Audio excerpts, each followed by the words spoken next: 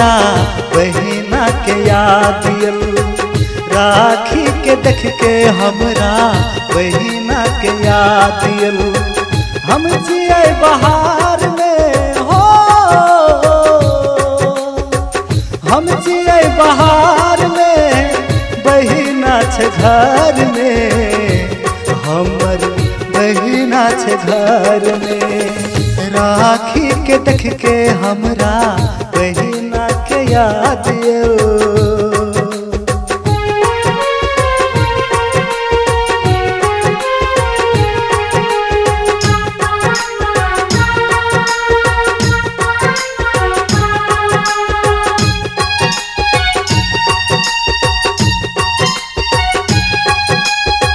भाई बहन के प्यार जिए धागा राखी।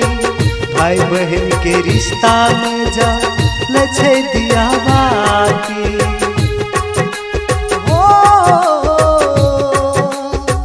भाई बहन के प्यार जिए धागा राखी। भाई बहन के रिश्ता में जा लछे दिया बाकी। बहिना के याद पल पल सतावैया।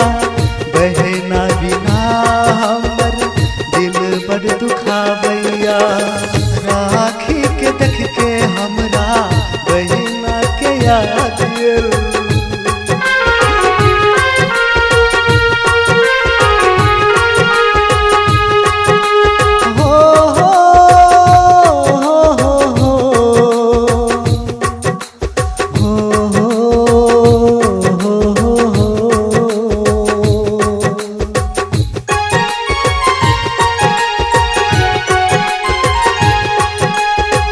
राखी बिना हाथ सूना लगैया। बहिना के प्यार बिना मन नहीं लगैया। राखी के देख के हमरा बहिना के याद दियल। राखी के देख के हमरा बहिना के याद दियल। हम